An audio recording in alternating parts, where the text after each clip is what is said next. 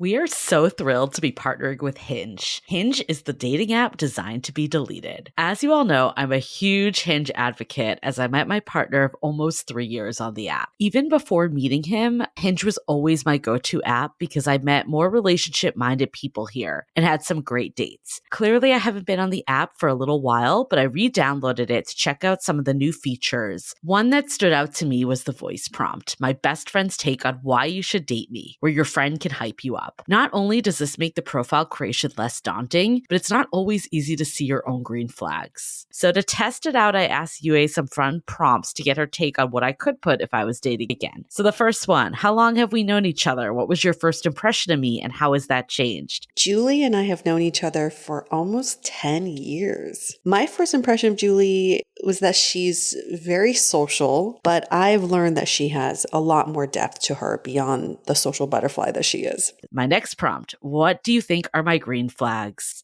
I would say she's deeply loyal. She believes in love, curious mindset, and she is fearlessly ambitious. And then last but not least, what kind of friend am I? Julie is the kind of friend who will always have your back, no matter what. Damn, that feels nice to hear. So download Hinge and try voice prompts today. Then find someone worth deleting the app for. I was so excited to get my shipment from Last Bottle Wines in the mail the other day, full of incredible red wines, all from Napa Valley. I love wine tasting, so having this to my door couldn't be happier. Also, couldn't be more excited that today's episode is brought to you by Last Bottle Wines. If you don't know already, they're a Napa-based online wine shop with a twist. They offer just one handpicked wine per day until it sells out, and they're always at incredible prices. We're talking 30 to 70% off retail. And the best part is that there's no subscriptions, no fees, and no minimum purchase. And I could not be more excited to bring this offer right now because they're having a marathon sale, which is coming up March 28th and 29th. Even better, we're offering Dateable listeners 10% off your first order with code DATEABLE. So if you are a wine lover like me, this is a great time to join. And did I mention that shipping is 100% free? So what are you waiting for? Mark your calendar for March 28th and 29th or get on it earlier if you want. You can sign up at lastbottlewines.com and use code DATEABLE and find out why Last Bottle is the most fun way to discover and buy amazing wine. The Dateable podcast features real stories from real people of how they make modern dating work, or not. I'm your host, Yue, former dating coach turned dating insider, if you will. On each episode, you'll hear commentary from my producer, Julie Krafchick, and other surprise co-hosts. This episode of Dateable is brought to you by 500 Brunches. 500 Brunches connects like-minded people with similar interests to meet in real life over brunch.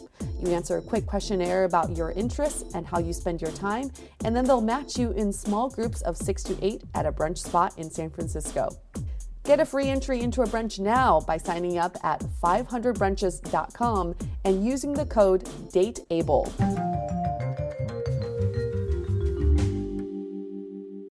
Hey everyone, welcome to another episode of Dateable, a show all about modern dating. Guess what, guys? Romance is not dead. And our two guests in the studio today are here to prove that. We've got Brian and Jakara. Hi, guys. Hey. Hello. We're sitting very close to each other, so it's almost like we're having a powwow, a very romantic powwow. Yeah. The five of us here. Brian and Jakara, also known as Team BJ. Yeah. Oh, yeah. Love that. They live in San Francisco. Brian's 33 years old. Jakara's 29 years old. Now, Brian is from Bay Area. That's correct. But you were away for a little bit, but now you're back. Mm-hmm. And Jakara, you're from Hawaii. I am. Originally, and you've been in San Francisco for 3 years. And they are, I would say, recently engaged. It's all relative, right? But you're still recently... Just 5 weeks. Yeah, recently engaged. Yeah. Congratulations. That's a true Thank statement. you. And Yeah. Thank God it is. So the way we found out about your engagement was through our friend Sasha, who does Dating in the Dark. She's one of our coaches. If anybody wants a coaching session with Sasha, definitely go on our website. But our mutual friend Sasha said, you guys have to check out this very elaborate engagement video, proposal video. So she sent it to us, and Julie and I were just floored. Because on our podcast, we talk about romance quite a bit. And the question is always like, Is romance dead? Is romance even necessary? Is a proposal just something that you just, like logistics, you just do it to get to the marriage part. But you guys prove that there is still something to be said about having an elaborate proposal that means a lot to both of you and getting involved, 80 of your closest friends and family? Mm-hmm. Yeah. 80. 80. So it's like a mini wedding. It's like a mini wedding. Yes. So before we get to the proposal, I want to hear a little background story about you guys. How did you meet? Why don't you take it, Jakara? So we met through a mutual friend. Her name is Joyce. We were best friends with her from different stages of our lives. And we just happened to be invited by her to the same bakery in Chinatown about 2.5 years ago. Sunday afternoon, no expectations, no thought of meeting someone. So she was setting you guys up, or was No, it wasn't set up. coincidence? It was just a breakfast between friends. Okay. Are you sure? Yeah, She checked in with her. It'd be a long con if otherwise. Gotcha. We do give her tons of credit. Yeah, though. yes, But we met because of her. She's the kind of beautiful person that brings people together, and I feel like people who bring people together don't get enough credit for the fact that they make things happen. Things happen right away. Pretty close to. Yeah? Yeah, I mean, the moment she literally, and I know this sounds pat, but literally the moment she walked through the door, I was just like, wow, she seems amazing. And then she started talking, and I was like, oh my God, she's fascinating. I want to talk to her forever. The thing that really hit me, we got together just 2 days after meeting. Was this a date? It was. We call it an ambigu date. So there's a lot of those in the city. Yeah. Ambiguous dates. Yes. Yeah, Brian said that he wanted to learn more about my job because he thought it was fascinating. It's true. I did actually want to learn about my job. And we got together ostensibly for that reason, but we never ended up talking about my job. It quickly became very, very personal, a really strong connection right off the bat. Nice. Yeah. One thing I like saying is that courage is really important. I mean, I'm sure a lot of people are watching your podcast because it's about modern dating and they're looking for success in relationships and dating. And one thing I think people undervalue, people always think like, okay, how do I hack online dating? Yes. How do I do this? And there are things like that that are important to meeting people. But the most important ingredient, I think, at the beginning of any relationship is courage. Mm-hmm. And I like to really point out that Jakara had so much courage at several points. I was really nervous during that ambiguous date. And when I arrived, I was like basically trying to throw my resume at her. And I never do that. It was very uncharacteristic of me because I was so nervous and I was so into her. And I got into this defensive posture of like, I want to show her all I have to offer rather than my true self. And ironically, like while you were throwing all of your accomplishments at me, I was actually starting subtly. to... I wasn't literally going down there. Subtly. Here's a printout of my resume. Here's my LinkedIn. He was very artfully throwing in all of these references. And to be honest, I started to tune out just because it was obvious from talking to him and from the way that he carried himself that I already knew he was an accomplished, fascinating, intelligent, kind person. But what I didn't know is really who he was. So about 15 or 20 minutes and I caught myself just kind of mentally checking out of that moment and didn't want to do that. So I kind of stopped him and I forget what you were talking about, but I basically asked you, it's really obvious you're really accomplished and smart. Passionate was the word you used. Passionate about this. That's a good word. Yeah. I remember this date like the back of my hand. October 19th, 2015. Around 7:40 p.m. is I think when we read. Wow. Okay. I remember I remember every this. So you guys dated for 2 years before you proposed. Is that 2.5 years? 2.5 years. Okay. Yeah. So what was going through your mind at this point with Brian kind of, giving you his resume? You said you stopped him. Oh, so I basically just stopped him and I said, it's obvious you're passionate about whatever subject he was talking about, but tell me, why does it matter to you? I genuinely great question. And I genuinely wanted to know. Like he seemed fascinating. I just kind of wanted to know what motivated all of these accomplishments, all of this thought and inquiry. And then it just got really personal, and we started asking each other really deep questions about, why does this thing matter to you? Why do you love this? And suddenly it was like the world just shrank. And it was just us two. And it was like a spotlight on it was such an immediate, deep connection. I found myself thinking and talking about things that I hadn't kind of introspectively thought about in a really long time. And I felt like he really saw me. So when you guys went to the date, were you like thinking like this is the one, or was it No. after the date? Like It was where were you after. guys? We've talked about this a lot. I think I was a little bit more. I was a little bit like I actually was with Joyce, the girl who brought us together, right before I went to the date, and I think I was quite excited because Joyce was the first one who said she saw the text message. She was like, "Are we flirting?" Because I wasn't sure if we were flirting, and Joyce was like, ambiguously, and I was like, "I think you're on an ambigu date." I'm like, "I'm so cool with that because I'm starting to really like this girl, and I've only known her for 2." Our first conversation was actually about porn because. Yes. Because Jakara does policy at a major tech company, and I was joking about having to learn their porn policy at Okay. like, Oh. 6 a.m. taking the shuttle down to South Bay and having to we look just- at porn in the morning God. before my Just morning hilarious. coffee. Dove in. So we were just So- like immediately talking about unorthodox, like interesting things. So what was your dating life like before meeting each other? And what kind of mental state were you in? So the funny thing is we both were at a place where we both wanted to be single for a while. I was at a place where I wanted to be single. Jakara was at a place where I wanted to be single. And actually that brings up the second point of courage that I really want to point, because I just really want to say positive things about my fiance now. And I think that this has to be said, because I think this is really going to be inspirational for your listeners too. The second point of courage was because she did just get out of a 6-year relationship, just about 6 months before we met. And was this long distance then? It was long distance. Okay. Yes. And so the courageous part was the ambiguous date where she was like, "I'm gonna get real," which is usually what I do in my conversations. Like I always like, "Let's get real," and like I was so scared that she had to put me there, and I was like, "I want to be there," and that courage made the first bridge. The second courage was our dates were going great, we were happy, and then she's like, "Look, I really want to slow this down." And I always kind of said, okay, I'm going to let her set the pacing. I'm going to let her figure out how often we're going to date, what the frequencies. I know she's out of this big relationship. And then one day, everything was going perfect. And she sat me down in Potrero Hills, little coffee shop. And she's like, "So I just want to let you know that I don't know when I'm going to be ready." Okay. And Fair. I was like, "That's totally cool." And then she gave me this long speech, probably like an hour and a half, 2 hours, about how she's so tortured, but she really likes me. And she thinks I'm great, but that she's just not sure she'll be ready. And I'm like, and I told her, I looked her in the eyes, and I meant it. And guys, pay attention to this. Don't respond with fear when a girl says that. I meant it.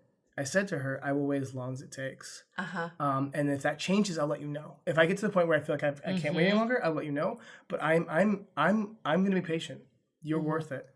And she went home. That floored me. Our connection in some ways scared me because it felt so right. And I also instinctively knew that the moment that I committed exclusively to Brian, I essentially was committing to the fact that we would probably end up together forever. That it was that level of connection and intentionality. So I wanted to feel really ready to enter into that place of commitment. So I think I was letting fear honestly motivate a lot of our early relationship and kind of feeling angsty and worried about kind of the meta questions of, am I ready? And what was so interesting was Brian blew me away with his response. It was so mature. It was so self-assured. It was so clear that he knew exactly what he wanted, not just from our relationship, but out of life. And that was incredibly attractive and just spoke so much to his character as well. Isn't it interesting that we've heard these stories where people say they're not ready, but it's part of some game that they're playing, right? It's that, I'm not ready because I don't want to be too easy for you to get. But in this situation, you were absolutely not ready. And Brian, instead of you being like, oh, maybe she's playing a game, I need to try harder, you gave her space and said, let me know when you are ready. But what's so interesting is I think I was ready. I think I needed to feel control about the pace of relationship. Yep. And I needed to truly confront my fear. And by Brian giving me complete control of the reins, saying, you do whatever you want, just so you know, I will be here. I'm not going to date anyone else. I know I want to be with you until you tell me, no, Brian, I'm not interested. Like, take all the time you want. He gave me full control of the reins. And once I had that sense of security, it became very obvious that I wanted to be with him. Because it was so perfect. I actually called my friend about it the next day She was so funny. I was telling her all these things, and she's like, "Girl, like he's perfect for you. Like lock it down. What are you doing? What are you waiting for?" And I was like, "Oh my god, you're so right." So how long was this after you guys first met that you were having There's these, actually, like... there's a really funny story related to this. So this was, to answer your question, Okay. 3 months in or so, Okay, maybe 2.5, 3 months in, where we already totally had chemistry. We knew a lot about each other, not everything, obviously. Got along really well. Everything was shooting right, except for the fact that she was getting over this ex relationship and she wanted more time. I was very conscious, like I want to let her set the pacing. So when I heard that though, and I think this is the thing, is like you're talking about the game. Yeah, people do play games, and I would also say that the best decision I've ever made, and I think this is a decision Jakara made. We never said we made these decisions. In retrospect, we realized we both did. Was that we both entered the game, or rather the experience, with intentionality. Yeah. I came in saying, this is a special person. I almost basically called off all my other dates. You know, I basically was like, this is where my focus is at. You know?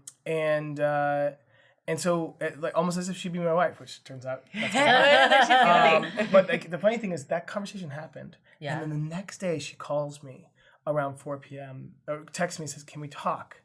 And I was like, oh no. Like, you know, like I was like, because after this 2-hour conversation about how she's not ready, I was like, yep, this is it. Like the most amazing woman in the world is about to break up with me, although we weren't official. And I was like, great. And then she's like, I can jump on the phone. And I was like, oh, well, where are you headed? And she was like, oh, my bus is dropping me off at Washington Square Park. And I was like, oh my God, I'm in North Beach.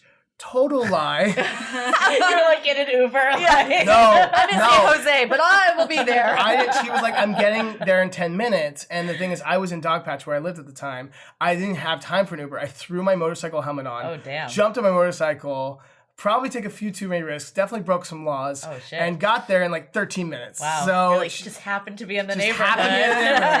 But like, I literally said to myself, because I want to experience emotionally everything that life has to offer. And I was like, I want to experience this breakup in person. Mm-hmm. That's how I wanted it. And I really was convinced it'd be a breakup.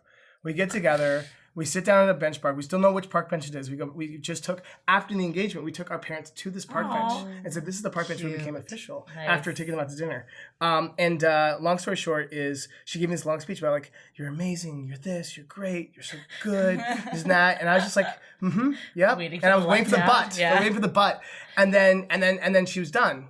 She just stopped talking after she listened to all the cool. I was like, and what? And then she just said, I'm in. And I was like, what? Like, I was so expecting for her to say, but, you know, I'm just not going to be ready in any way. I don't want you to wait for me. Or something like that. And I was just like, what? This was literally less than 24 hours after that long conversation. Yep. And I think we both had courage. I had the courage to say I'll wait forever. And she had the courage to realize that she didn't need me to. Yep. And we became boyfriend and girlfriend that day. A day after the hardest conversation we ever had. You guys need to listen to Josh's episode. Yeah, we literally had one. Very similar in the beginning of this season. Very similar. So I want to talk about this idea of control, and then I want to go to your engagement, which is what we're here to talk about. Let's do it. But this idea of control for you came from a place of vulnerability. And sometimes we talk about control coming from a place of pride. You know, I want control of this relationship because I'm not sure if you're right for me yet. I'm not sure if this is the right thing for us.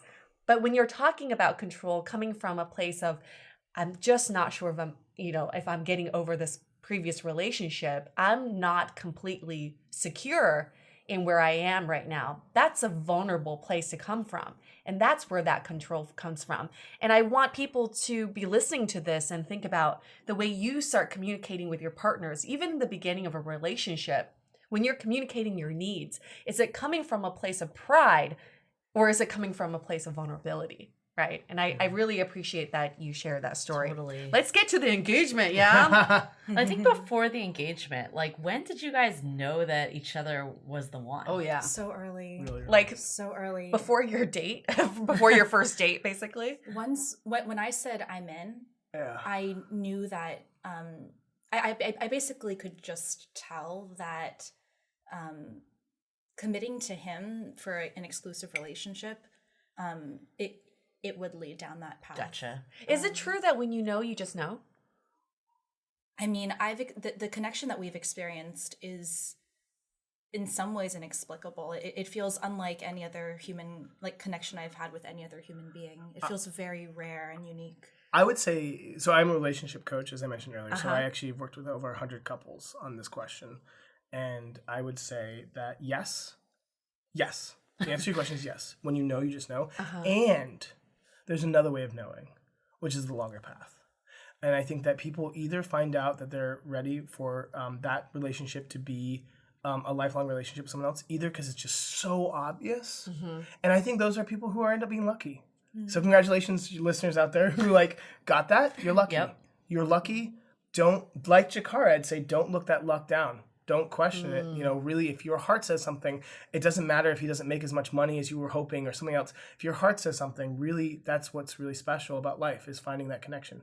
But for other people, they don't get that lucky. And then it's a question of slowly being a little bit more practical and methodical about that question. And both work, right? I think both lead the same result, which is a happy, successful, balanced, positive relationship built on trust. But it's people like you who have these strong connections earlier on in your relationship that make others question their own relationships. I remember my friend, when she met the guy I introduced her to, because as soon as I met them separately, I was like, they're going to get married.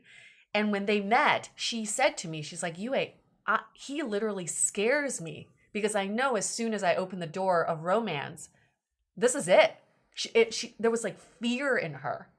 And I've, that kind of connection is so strong that it does make other people question. So when people are questioning their own relationships, what would you say to them, Brian? What I would say is two things. One is I would give recommendations to the people who are scared of that. That's where courage comes in. You are so lucky. Please open up your heart. Please, people are not scared of Bob or Tom or Chelsea or whoever they're falling in love with. They're scared of the idea that they're committing to a lifelong path, which honestly, and we can get into this as a whole other topic, is ultimately in some ways a fear of death. It's a fear of the fact that we're all going to die. And once we decide on something that's lifelong, it's kind of like, oh, this never will change. And that's a fundamentally fearful part of our evolutionary psychology. I can dive into that. But I would say fight that fear, embrace the love that you clearly have. Now, for your other people, I would also say, and you're hearing it from people who really felt like they knew when they knew, I would say don't let stories like ours intimidate you. Don't let that happen. Okay. Because it really is rolling the dice. It's like Forrest Gump said, it's a box of chocolates. You don't know what you're going to get. Life is confusing. Life is random. I lucked out. Jakara lucked out. Many people luck out. But not everyone gets it to that easy. Some people have to work harder to find that connection. And I just want to say, it's worth it. Because I worked my butt off. I don't know what. You can say whatever the hell you want. When I met Jakara at the age of 30.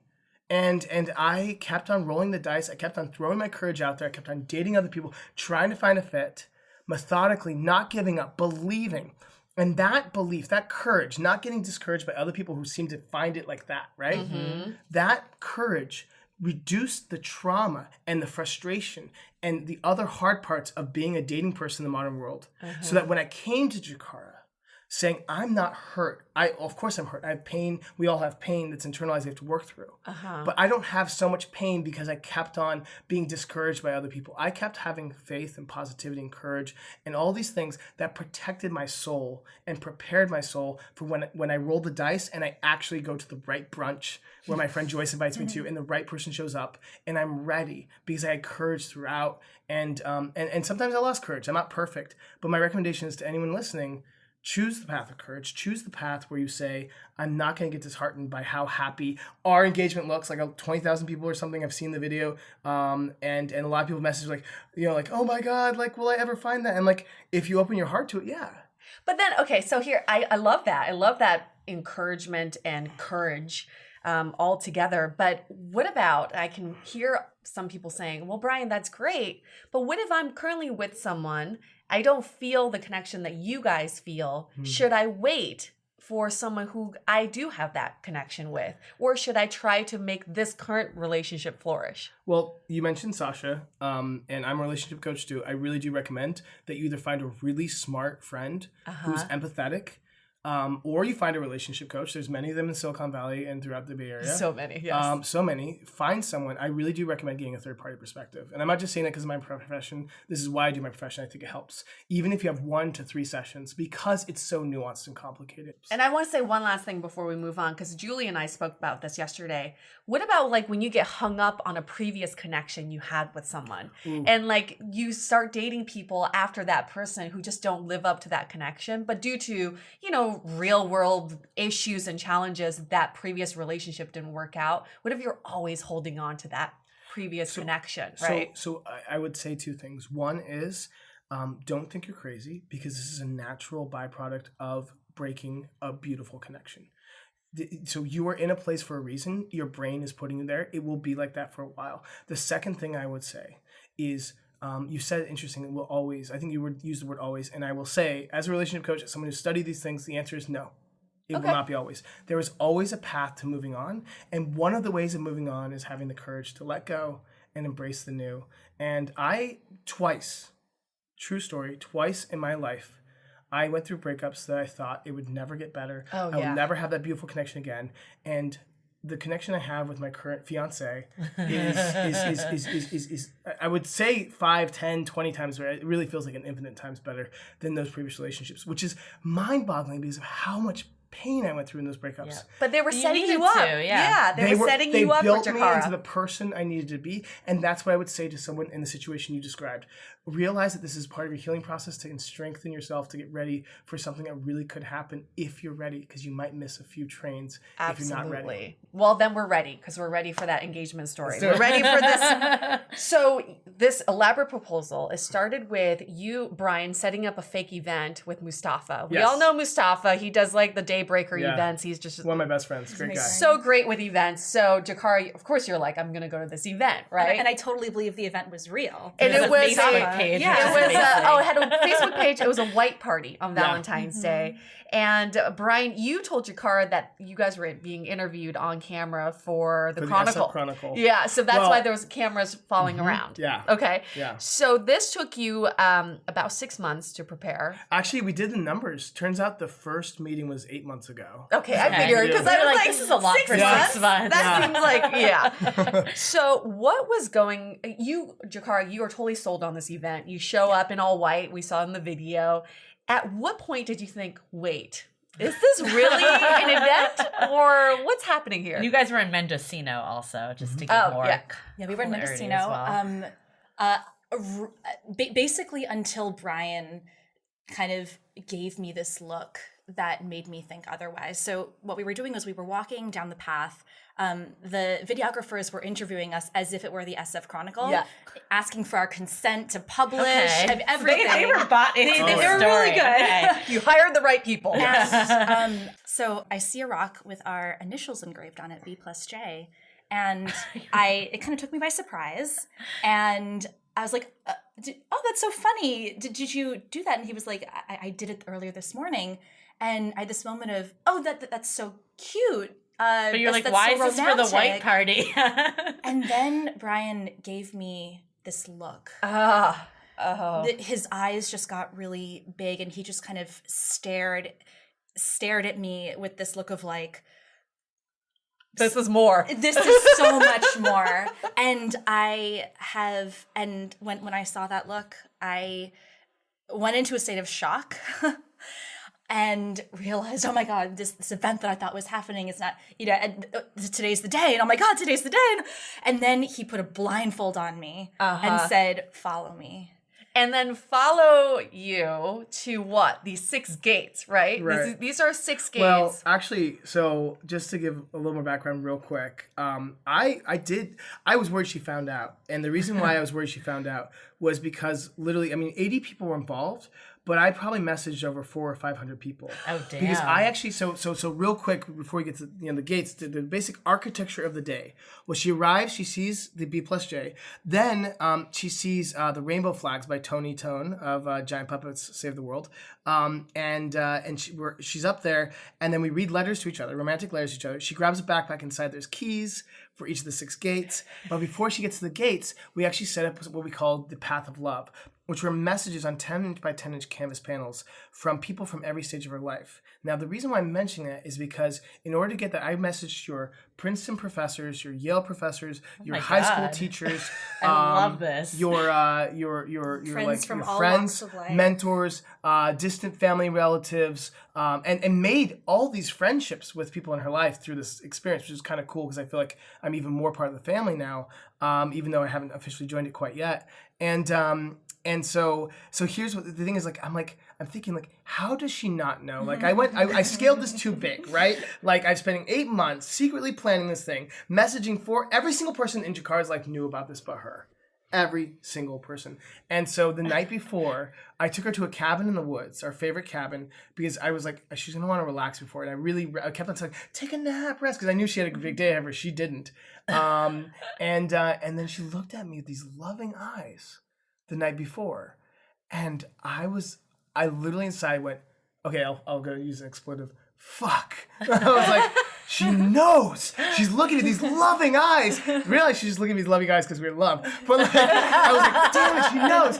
And so like, I didn't even sleep that night because I was just like tossing and turning, like 6 months, hundreds of friends, all down the toilet. She'll never. And then in the morning, she like wakes up. She's like, babe. I was like, yeah. She's like, I couldn't sleep that well last night either.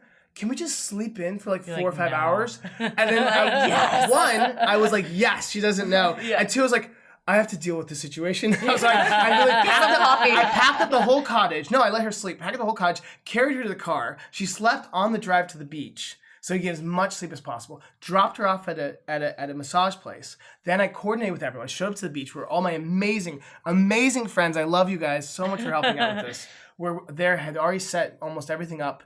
Saw with them. We did a run through while she was getting a massage. Oh my God. Then I went back and picked her up. I want to save the details of the video for people to watch. Yeah, because for sure. There's so much detail to it, but I want to quickly give a summary. Sure. There were 6 skates that you had built featuring mementos from the 6 phases of her life with treasure boxes holding different mementos. That's right. And then at gate 6, you played a video with messages from Jakara's parents and your parents giving their blessings, which is just... I don't know. I cried. So heartwarming. I cried during that. I was like, I don't even know them yet. And I'm crying. I was like, I don't know these people, but I'm crying. I'm crying my eyes out. And then the ring. Okay, I just got a glimpse of Jakara's ring. The ring is especially beautiful because it combines stones from both families and symbols from your hometowns of Sonoma County and Hawaii. And you went to extensive planning to custom make this ring, which isn't just a normal, like an engagement ring. This ring, you have to see it in person. It's a work of art right here. And then what is more beautiful is that Brian, you proposed, but then Jakara, you proposed back to Brian. Yes. So that's when I cried, like phase 2, right? I was like, encore, I need to cry some more. You guys need to watch this video because I can't do it justice. And we'll link to it in the profile. We'll link to it. Yeah. I can't do it justice. It's almost like a short film, so take some time. It's a production. It's definitely a production. Sit in bed with a box of tissues right before going to sleep and watch a video. And it's amazing because before meeting you guys, you're mere strangers to me, but I felt through the video, I felt like I saw a personal side of both of you that I felt connected to both of you. Yeah. Like I almost felt like we were friends after watching the video. It was just so beautiful. Well, I think there was something in the video that came up that you guys always use the words co-captain equals partners, teams. This isn't my marriage or your marriage, our marriage. I love that. Like, I guess, how did these terms like describe your just like overall relationship and how you view each other? It's time to take a quick break so we can tell you about the latest service we have been building over at DATEABLE.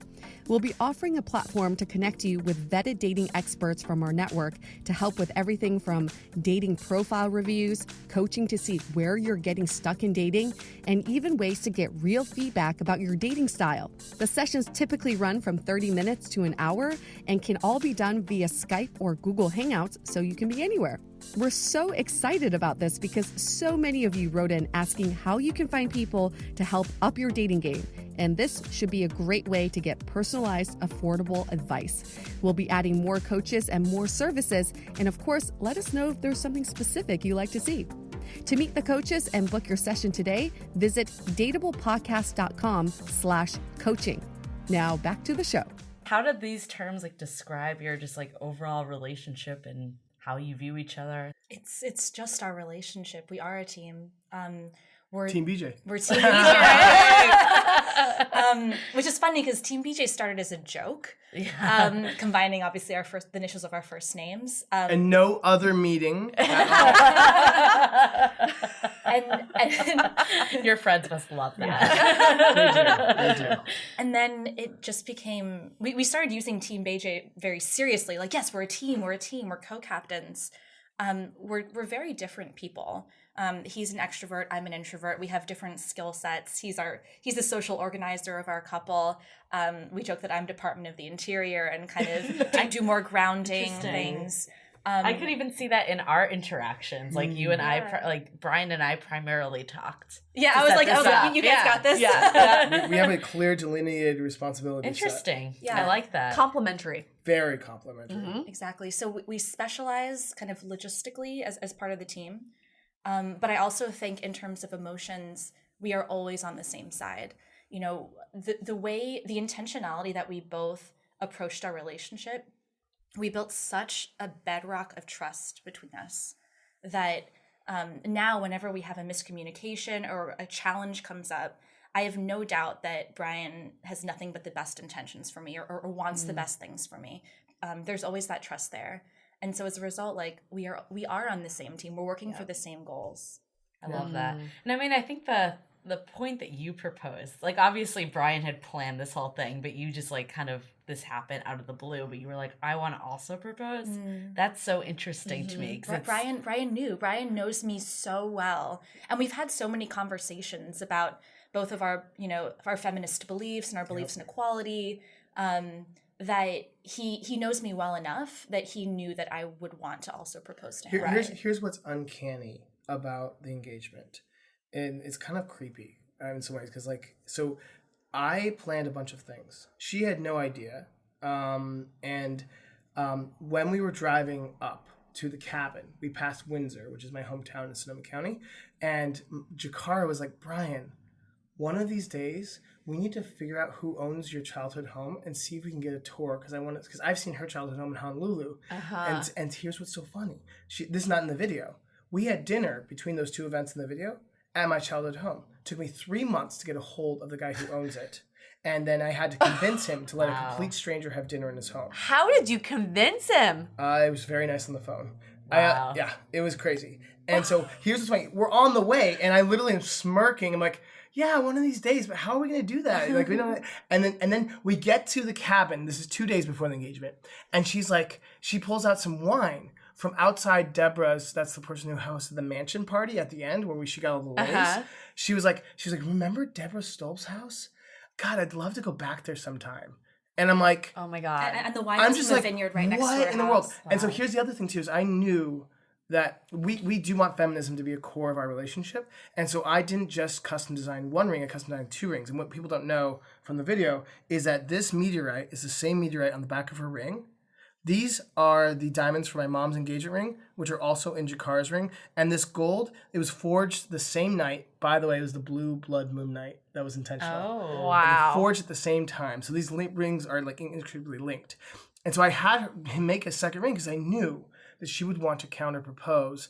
And I knew that if I didn't do it, she'd be okay with it. It wasn't like an explicit desire. I just knew that she would freak out when she got that opportunity. And the funny thing is, 2 weeks before the engagement, we're meeting with someone else who just got engaged. And everyone was joking about like, well, why do the guys always get to engage? Right. And Jakara's like, I know, right? Like, I would love to ask. and I was thinking in my head, I'm like, thank God, there's documentary evidence that I've been planning this counter proposal for months because she's gonna think I got it from that. Yeah. But I actually have been planning the counter proposal for a long time. Wow. I mean, that's amazing. I think the other part that's interesting is that you invited obviously your family and 80 of your friends. Like, what was it that for you that wanted this engagement to be so big, almost like a wedding? Yeah. Well, the funny thing is, we have, and this is where we get a little vulnerable. It was big. It was amazing, and I don't regret it. But we just got back from basically spending a retreat weekend in Sonoma County, just her and I. We did that last weekend too. We are exhausted. We really are. And I didn't realize what emotional impact it would have on me and her and the community. And so I'm grateful we did it. But man, it has been a lot, and we've got a lot of love because a lot of people saw the video, and it's kind of like, wow, there's just so much emotions to process. So I'm glad we did it big. And the reason why I'm glad we did it big is the following. One, my entire life, I'm a romantic. Like you. No way. We weren't aware of that. I mean, you just made like 10 treasure chests and put them on a beach. Yeah. No big deal. You just described a ring that was like so over my head. I was like, what? Okay. Fair enough. But like I actually have been dreaming of the day I would get to ask a woman to marry me. Little did I know that, because I grew up conservative and religious, I'm really either of those. Little did I know that I would actually organize a double proposal so that my girlfriend could propose to me as well. But yeah, I've been dreaming of that my whole life. And I guess this is what I would say is a lot of guys, honestly, a common joke I get, especially from guys, is don't tell my girlfriend, or, like we got to hide this video. Like we can't. And it actually feels a little patriarchal and kind of sexist to say that, to be honest, because it's like, I chose to do this really big romantic thing, but like, I think we all should. And it doesn't have to be setting up 6 gates on a beach and inviting 80 friends. We had like people from 7 countries and 12 cities come to do the lay thing. It was a whole thing, but you don't have to do that. Right. And the thing is, like, I feel like if it gets guys to just be like, hey, maybe I could just do this. It doesn't take much. Like, bring your girlfriend some roses, or, like once a month. Like, how much does that cost? Like, cook dinner, do small things. Like, people don't realize, people, especially in Silicon Valley, are so invested in startups, so invested in their career. And I think that's awesome, because that is really beautiful in its own way. But it's amazing. There's like an 80-20 rule about this. You could do 20% of the work for 80% of the benefit. You don't have to do a 6-month planning proposal. Just put some intentionality in it. And so for me, I just didn't want to miss the opportunity. I could only ask a woman to marry me once. And I didn't want to miss that opportunity to not get everything in there. I wanted to honor her history. I wanted to honor her parents, honor our community, create an event that brought people together. And I decided I just want to do all of those. And you don't have to do all of that, but just be thoughtful, because romance is such a special thing. So here's my question, though. It was a very public proposal. Yeah. And then you have this video that's been seen by 20,000 people. Mm-hmm. You brought in 400, 500 people that you had been in contact with. Brought in But 80. Yeah. Jakara tells me that she's an introvert. Yeah. So what was it about this proposal that you thought, okay, I think Jakara would really like this public proposal? Well, real quick, I just want to say, the things that people didn't see was the 2 days in the cabin beforehand, the private dinner in my childhood home, and then we actually took a trip, just her and I, around the world afterwards. We went to New York, Qatar, Vietnam, and Taiwan, and Japan. And that was just us. And so people see a mini honeymoon. People see the big public-facing part of it, but that's one part. But I want to hear what you think, babe. So the proposal itself was private. The field of love, seeing all the canvases, all the messages, the gates, even the proposal, it really was just us two. And I have to thank our friend Xander for giving Brian the advice. That was not the original plan. Right. I think the original plan involved more people in the initial kind of ceremony. And Xander told Brian, Jakara's an introvert. I think she'd want to have these moments between you two. And he was totally right. And so the minute I started seeing people was right after we had proposed to each other. And it was literally the minute that I wanted to see people. Like after we were engaged, right? The first people that I wanted to see were my family. And they were there. And then they were magically there. And I was freaking out. It was a mix of both, but figuring out the right points that would work for you. That's a really great combination. I think it's the thing is like, people who are in relationships with introverts, one of the big flaws of humans is that, and I'm guilty of this too, is that we like to create people into monolithic boxes. Oh, you're an introvert, so you only like your time alone, and like, or you're this person. It's on a spectrum. Everything's on a spectrum. I think the thing was, I just really tried to be in tune with Jakara's needs, and my favorite part was when she saw her parents, because I knew it was coming and she didn't. Yeah, and she actually, we talked about later, because she saw the video. She's like, oh, that was my parents' part. Right. I'm not going to see them for weeks. I'll go fly to Hawaii, tell them the news, and then there's 4 white blobs in the distance, and that was literally the 2 favorite parts. Was one, when I got to look at her with those eyes and put the blindfold on, because it was the first time that, honestly, the engagement was hard for me in part because I was like, I have to keep the biggest thing in my life a secret from my best friend for 6 months. Yes. That was the hard. So there was finally, I was like, I finally get to show you why I've been stressed for 2 months. and like, we're going to do this. Bad. Yeah. Like, yep. Yeah, work is going awful. And that was my favorite. And the second favorite part was seeing the white blobs. And like, she didn't know because they're way off in the distance. On the other side of the beach. And then like, I'm just like smiling. And then I was just smiling because I proposed. Because I know at any moment she's going to be like, wait a second, those 4 people are wearing all white. Are they with? And then she's like, it's our parents. Well, you also see her reaction in the video. It's very emotional. It's fantastic. So all of that said, let's go to some takeaways. Yes. Sure. This has been just amazing. Well, for me, I do think that romance is not dead, but I think romance has changed in modern dating. Romance used to be very standardized back in the day. You show up with roses, you show up with chocolate, but now romance comes in many forms. And I think it's what romance, where it's very thoughtful, is that it's tailored to your partner. Mm-hmm. You know your partner the best. So romance is not just, thinking about a dozen roses or all that. It's what you think your partner would find romantic. And we talked to David Cruz, who was a matchmaker on Millionaire Matchmaker, and he says sometimes romance for me is leaving sticky notes for my partner. Oh. That's really cute to say, I miss you, I love you, I'll see you tonight. Right. That's romance too. So we don't, like you were saying, Brian, romance doesn't have to be this extravagant 8-month planning production with a camera crew and like 80 of your closest friends. It can be. It can be. It can be if that's in your repertoire. But it doesn't need to be. Yes, and romance doesn't need to be dead, but we also can't let it die. If that's one thing people take away from this, first of all, the proposal is important to me because I'm engaged to my best friend. And it was a private experience, and that's why we took this retreat to process all this. It was a private and public experience.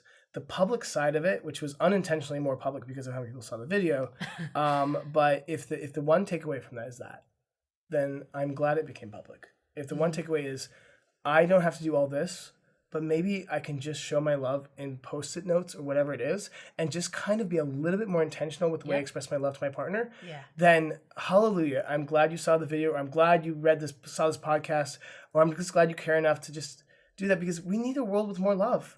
Mm-hmm. And that's just, I love it. Yeah. And I think the second takeaway is, you kept saying this, Brian, it's courage. And to me, what I'm taking away from this courage aspect is that we're always, in modern dating, we're always thinking about how the other person can make our dating experience better, or how the environment, how the city can make our dating experience better. And we don't take responsibility. But the responsibility comes from our own courage to, hey, when you're on a dating app, if someone says hey to you and you don't like that, it takes courage to reply back and say, what's meaningful in your life? Yes. Open up that conversation as opposed to writing people off. Yep. And I think that's what courage is. Yes. It's not writing people off and knowing that you have the power to change your dating situation. I'm going to give you a fist bump. Yeah. Julie? I think I have 2 takeaways as well. I think Brian kept saying this intention. Yes. Like the whole time. And I think just like having intention at all stages and trusting other people's intentions. I think Jakara said this as well. It's like, I trust that he has the best intentions for me. He does not want to hurt me in any way, for us in general. As a couple, yeah. So I think like the times that was challenging when maybe Jakara, you weren't fully on board as much as Brian was, but having those intentions and like staying true to it was really powerful. My other takeaway is just like, how much respect you guys have for each other. And I love this like whole equality notion of like, we are in this together. We are a team. And I'm not just going to be the one proposing because I'm the man, but you are too, because we are equals and we are both want to give to each other, not just one-sided. I expect this person to do all the stuff for me and save me. There's another takeaway, and you guys can't see it because you're not physically here with us, but just seeing their body language with each other and the way they look at each other. Sometimes you'd like envy couples because, the boyfriend did this for her or the girlfriend did this for him. And those are just actions. But then the way I see you guys, I feel like this is what we should work towards. I want to feel the way that you feel when Jakara looks at you. You know, it's like that love, that admiration and respect. And also it's like that encouragement, you know, when like you're speaking, Jakara, Brian's like cheering you on. Yeah. Right? You know, it's like I hear you, babe. Yeah, you keep Go keep saying introvert. it. Exactly. Go on a podcast at 10,000. Yeah. You got this, girl. You say exactly. Yeah, and it's like it gives me encouragement because I'm like, yes, this is like we're all on the same page here. So I wish you guys could see that body language, but that's also very important in what you're looking for in a partner. And we've talked about this me versus you. Yeah. And it's like there's so much of that going on in dating. Like, oh, I need to one up this person. I need to play games because I don't want them to know I'm super invested. Oh, but please don't play games. I know, but that was like I think a big takeaway is like with the right person, you don't need to play games, and you're in it together. Honestly, it's not even just with the right person. I think in Anyone, in all human relationships, It's very like, true. It's okay to be vulnerable. It's true. Be curious about other people. Try to find out their true selves and try to be as authentic to expressing yourself as possible. And maybe it's not a match. And that's okay. That's okay. It doesn't have to be tit for tat, like, oh, I like this person more than they liked me. It's like I put myself out there, Human and that's what happened. relationships are not about games. It's not a competition for power or prestige. It's a seeking of connection. Way to go, baby. Great point. But I loved what you said, Jakara, in the beginning of our conversation when you said, recalling back to your first ambigu date, when you said, so what do these things mean to you? And I want people to use this question more on dates because we go into that date talk. We talked about previous episodes. You give off your resume where everyone in the city is trying to be more interesting than the other person. Okay. So on these date talks, when you find like the other person's doing that, you should stop them and say, so why do these things matter to you? Yeah. What does it mean to you? And what other things drive you?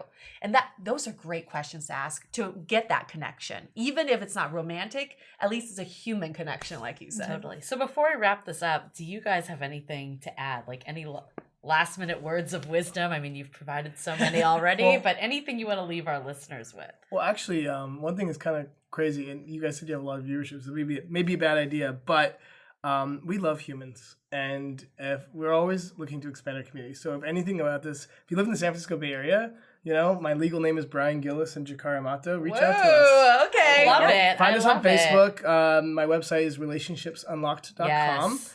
Relationships Unlocked, and we're on Facebook, and we're active, and we'd love to get to know you guys because we really love beautiful people, and there's a lot of beautiful people out there, and that's our mission. Is that's why we did a public engagement. We want to build a community of awesome human beings, and I think it's probably pretty clear from the kind of people you guys are, and that the people who listen to your podcast are probably pretty awesome too. So totally, that's amazing. Yes, no, I think people would really appreciate that. And you said that you don't throw events like professionally, but you do from time to time. And we do it. I don't do it for money. I mean, we don't really make money.